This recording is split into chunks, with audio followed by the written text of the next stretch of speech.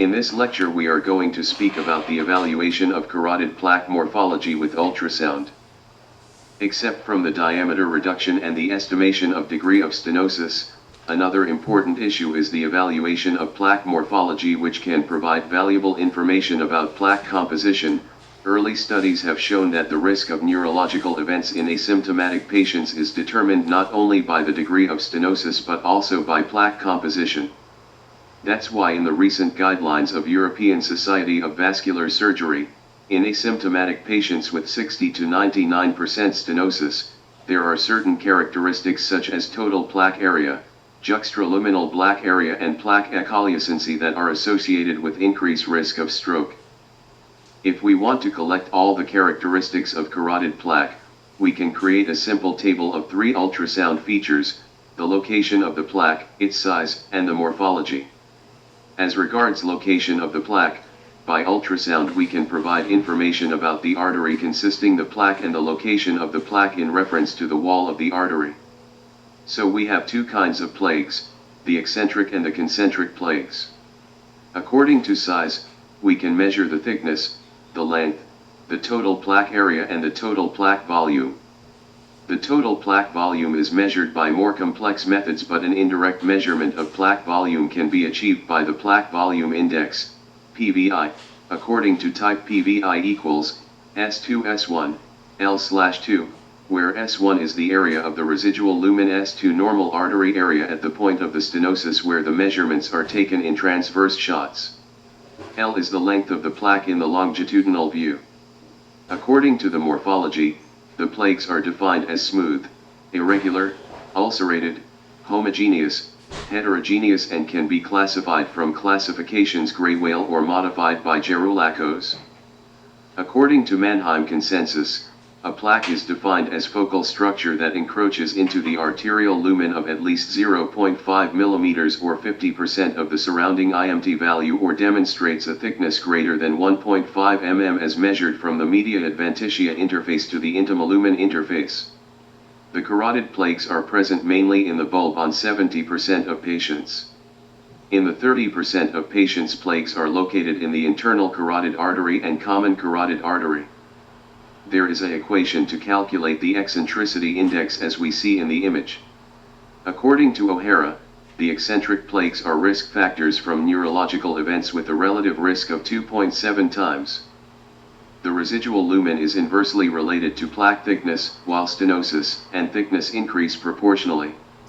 Neurological events of unknown origin in patients with carotid stenosis 50% are more common if plaque thickness is greater than 2.6 millimeters. In a retrospective study of 41 patients with stroke or TIA and 20 to 40% internal carotid stenosis, plaque length greater than 16.5 mm was found to increase the risk of neurological symptoms by 1.78 times.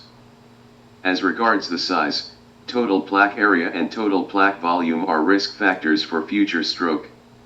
In patients with increasing total plaque area on consecutive measurements, the risk of stroke and cardiac events is doubled.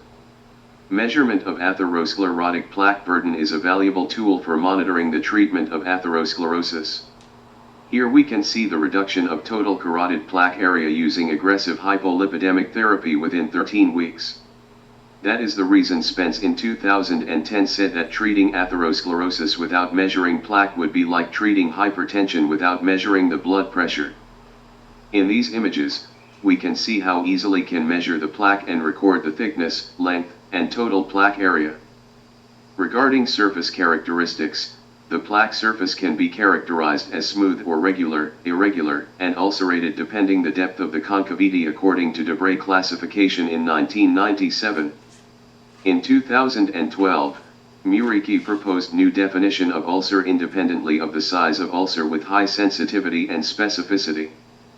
The 2-year risk of symptoms from ulcerative plaques increases from 26.3% to 73.2% as the degree of stenosis increases from 75 to 95%.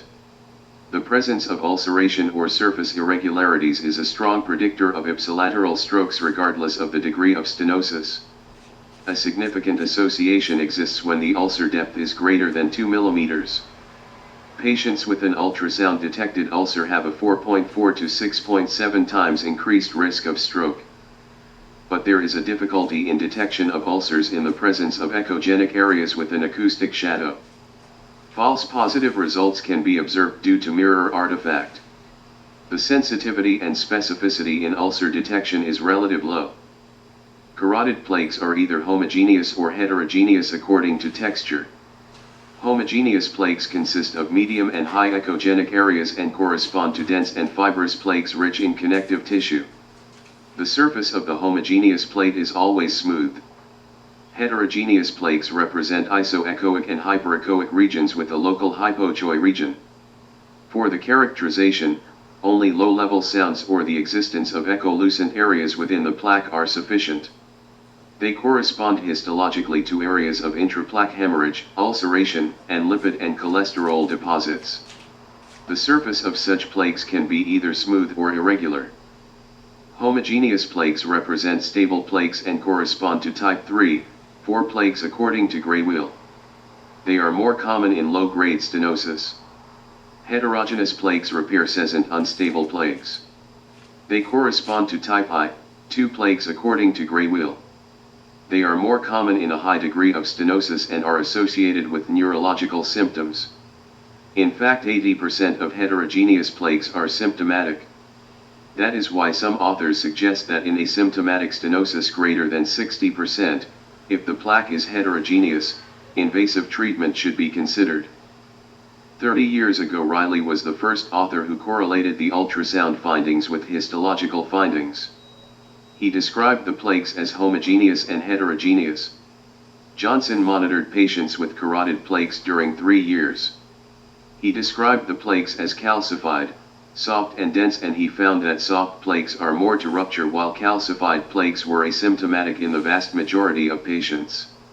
In 1988, Gray-Will described 4 types of plaques and Gerulakos classified the plaques to 5 types. In 1993, Debray suggested that echogenicity should be standardized against 3 reference structures flowing blood for anechoic, sternocleidomastoid muscle for isoechogenic, and the adjacent transverse apophysis of the cervical vertebrae for hyperechoic lesions. In 1998, Al-Atrozi and Nicolates developed the grayscale median using computerized analysis. In this table we can see the main classifications of carotid plaques.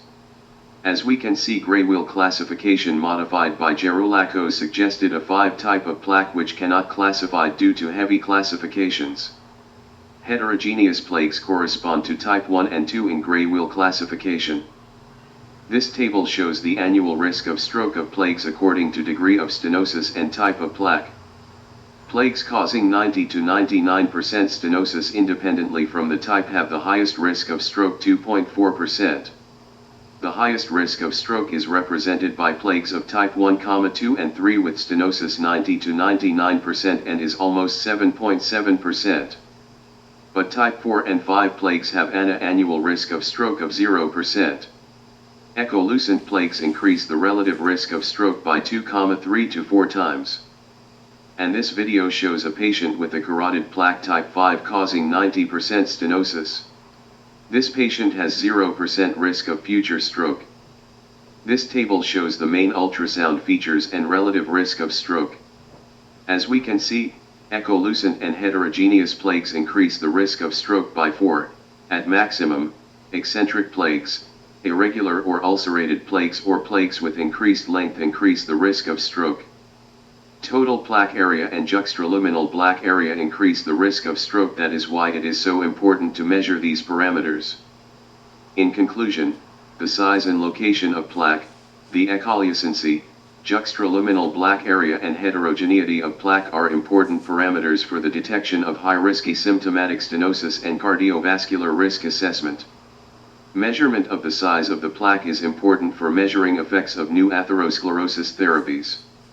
Certain characteristics such as total plaque area, juxtaluminal plaque area and plaque echolucency are included in the European guidelines for evaluation of patients with carotid plaques. Thank you very much.